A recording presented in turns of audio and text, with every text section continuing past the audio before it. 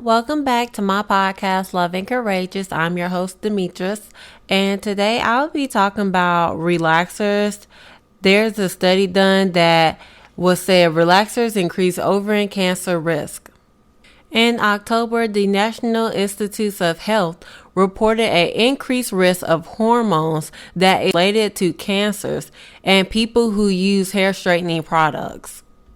So, according to a study from the National Institute of Health, the researchers said that there is no connection with uterine cancer for other hair products that women use, including products such as highlights or hair dyes, bleach, or perms. The study involves 33,497 women who are in between the ages of 35 and 74, participating in the study that is known as Sister Study. The study was led by the National Institute of Environmental Health Sciences, and they are trying to find any risk factors for breast cancer or any other health conditions. The women that decided to be involved in the study were followed for almost 11 years. And during that time, there were actually 378 uterine cancer cases that were diagnosed. Now, researchers have found that women who use hair straightening products more frequently, such as using the products more than 4 times in the previous year, were more than 2 times likely to develop uterine cancer compared to those who do not use the products. So Alexander White, PhD and head of the National Institute of Environmental Health Sciences and Cancer Epidemiology Group and lead author on a new study, said, "We estimate that 1.64% of women who never use hair straighteners would go on to develop uterine cancer by the age of 70. But for frequent users, that risk goes up to 4.05%. This doubling rate is concerning. However, it is important to put this information into context. Uterine cancer is a relatively rare type of cancer. Now, of all cancer cases, uterine cancer makes up about 3% and is the most common cancer of the female reproductive system. Studies have shown that uterine cancer cases have risen in the U.S. There has been 65,950 new cases in 2022, and most of these cases involve Black women. Now, approximately 60% of the participants are Black women, according to the study published in the Journal of the National Cancer Institute. Now, the researchers did not collect information on the brands or any ingredients in the products that the women were using. However, they did recognize that several chemicals that had been found in the straighteners were parabens, metals, formaldehyde, and bisphenol A. Now, these chemicals can be the cause of increase in uterine cancer. Due to chemical exposure from hair products used, this could be more concerning than any other care product due to the amount of absorption increase through the scalp, which may be worsened due to burns and lesions caused by straighteners. Now, Alexander White said, "To our knowledge, this is the first epidemiologic study that examined the relationship between straightener use and uterine cancer. More research is needed to confirm these findings in different populations to determine if hair products contribute to health disparities in uterine cancer and to identify the specific chemicals that may be increasing the risk of cancers in women." Wendy Green, who is a law professor at Drexel Klein School of Law who studies Black hair discrimination, said, "Pressure to adhere to societal beauty standards that glorify and prioritize hair textures and styles associated with white people have led some black people to rely on harmful hair care products like chemical relaxers to look the part. She calls the pressure the straight hair mandate, knowing that it can affect black people's work, social, and educational lives. Hair care products targeted towards black women seeking to fit such beauty standards are often full of endocrine disrupting and asthma associated chemicals, many of which aren't listed on product labels, according to a 2018 study published in the journal Environmental Research.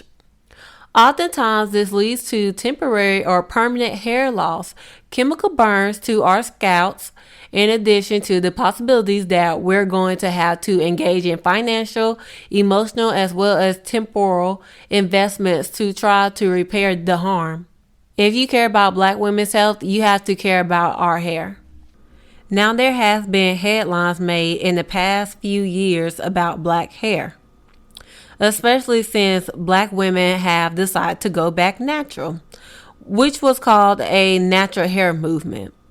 But ever since the cultural shift, black people have been facing a lot of societal and economic consequences, such as having to fight workplace and school discrimination over our natural hair. In the past few years, it has been reported that black children have been rebuked for wearing their hair in locks or braids and any other protective styles. For example, in New Jersey, the year 2018, a black varsity high school wrestler was told to cut off his locks or forfeit a match. Now, the House voted this year to pass the Crown Act, which stands for Creating a Respectful and Open World for Natural Hair. It would prohibit discrimination based on an individual's texture or style of hair. The Senate hasn't voted on the bill. More than a dozen states have passed laws to ban racial discrimination against natural hair since 2019. So now I'm just gonna give my opinion on all this.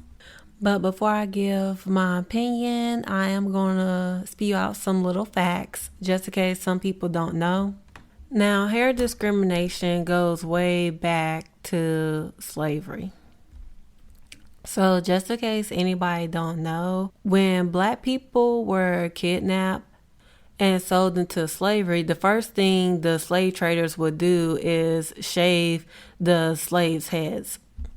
And the reason why white people did this was to basically strike black people away from their culture.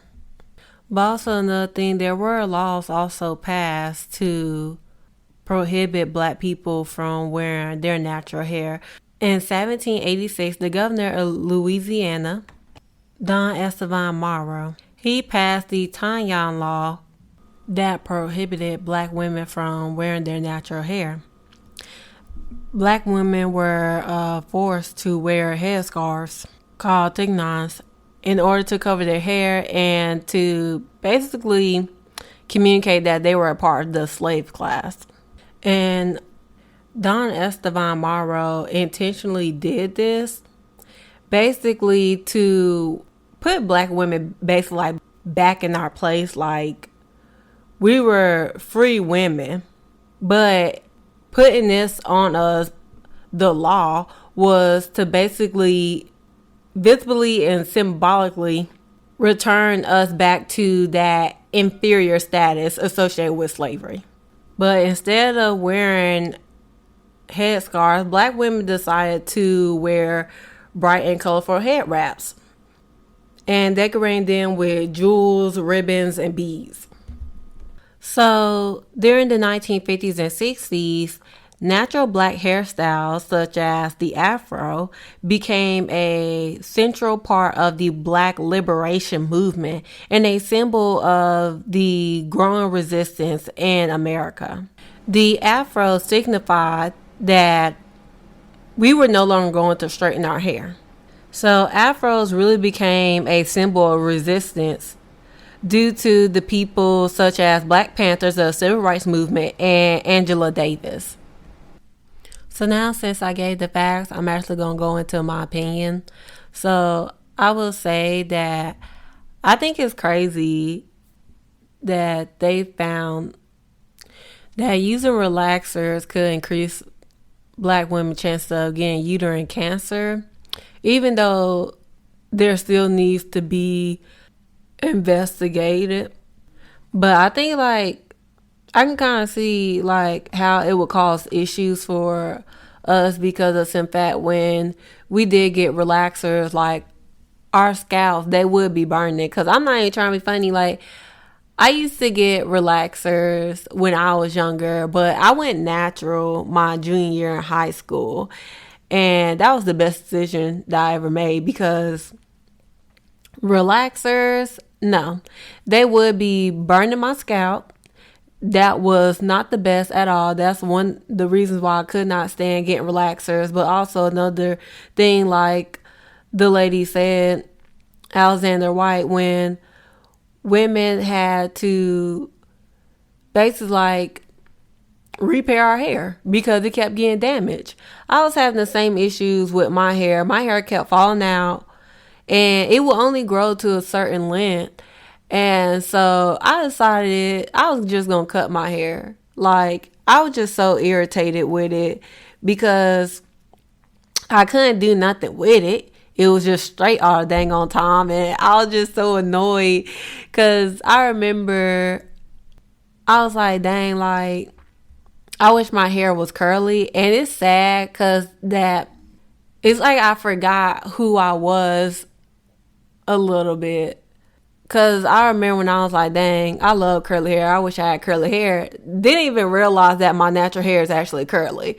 And it's just crazy. That's why I decided to give a little bit of facts earlier about when white people basically made these laws and basically cut off our black people's hair to forget who we are. And it's crazy because I actually did. It was just so crazy because you don't realize sometimes that you losing your identity until you decide, okay, I'm going to go back natural. Because it's crazy because you have some people out here, it's like even some black people, like when they see black people with long hair, even people that's not black, they'll say things like, oh, that's not hers. Black people can't have long hair. No, yes, we can. Like, you listen to the stereotypes. It's like, it's so sad that because of what white people did, a lot of us, we actually lost sight of who we are. And I'm just so happy that I went back natural because I love my natural hair. Like, it is the best. My hair has been literally the healthiest since I went natural. And I know that sadly we're still having these issues where black people are forced to cut off their locks and braids, which is just dehumanizing to degrade someone because of their culture. But, you know, if we do the math, it wasn't that long ago. So it's still going to have to get some work done. But I'm actually happy that my ancestors, they decided, you know what? No. I'm going to wear my natural hair and y'all going to deal with it. And I'm actually happy to see that a lot of black people decided to go back natural. Because honestly, like, relaxers, it's not meant for our hair. It's really not. Like, natural hair is the best. And I just feel like, in my opinion, I just wish that I didn't ever put a relaxer in my hair, because when I was younger, I didn't really like my hair because it was just so much. It's thick and everything, but I'm so happy that I decided to go back natural and that God made me realize, you know, to love my hair. Like, why are you changing your hair? I gave you this hair for a reason. You should love it. Don't listen to what the racist people out here saying. Like, love your hair. I gave it to you for a reason. So I'm really happy that I decided to go back natural, because honestly, when I was relaxed, I did not love my hair at all. Like, me being natural has really gave me more confidence about my hair because it doesn't fall out. It's healthy. I love my curls. I love my kinks. I could do so many different styles to it. I do bantu knots. I do finger coils. I do it all. 3-strand, 2-strand twist. But honestly, I will say that I know a lot of people out here, like women wise, they don't go natural because it is a lot of work. I'm not gonna lie, it is. Like, it take me 3 to 4 hours to do my hair, depending on what style I'm doing. But I would say it's worth it in the end. Like, I really do think it's worth it in the end because relaxed hair, it's not good. It's just not. I ain't trying to be funny. Like, my other sister, she had the same issues that I was having. Our hair, it just did not take the chemicals. It just would not. Our hair will fall out. The thing is, like, when it comes to relaxers, I realized, like, it stopped your hair from growing. And I was like, oh no, like, ever since I've been natural, my hair has grown a lot. And when I was relaxed, my hair did not pass my neck. Now, since I'm natural, my hair is past my neck and even past my shoulders. I'm like, yes, like, I love it. My hair is so healthy, it's shiny. I'm so happy that I went natural. I really am. I love to see natural hair, honestly, because this is who we are as Black people. This is a part of our culture. So I love it when I see Black people like wear their natural hair. Now, if some Black women out here choose not to go natural, that's on them. But if you do go natural, look, just be patient, because I feel like a lot of people don't go natural because natural hair, it is a lot. Like, it's very thick. It's not nappy. It's not nappy. It's thick. Every Black person hair is different. So the thickness of it is different. The texture and the curl pattern is different. So I feel like if you are natural or if you plan on going natural, you just have to be patient with your hair. You just have to be patient with it. And you got to learn what works best for your hair. That's another reason why some people, if they are natural, they wear a lot of weave. They put a lot of weave in their heads, or some of them wear wigs because it's a lot. Like, it take hours just to do your hair. But I'm just not a type of weave person. I just love my natural hair. But I'm just really happy that we as Black people, we decide to wear our natural hair. I love it. I love to see the changes because we need to go back to who we are. It's so sad that white people made these laws, and it just shows that they have too much power, because you should not make a law saying that, oh, well, you can't wear your natural hair. Who are you to tell me what I cannot do with my hair? This is my hair. This is my body. I do whatever I want. So it's just disgusting, dehumanizing, and it just shows how ignorant and really closed-minded a lot of people are, because anytime when they see people that are different from them, they always degrade them. So I'm just happy to see that, you know, we as Black people, we're like, you know what?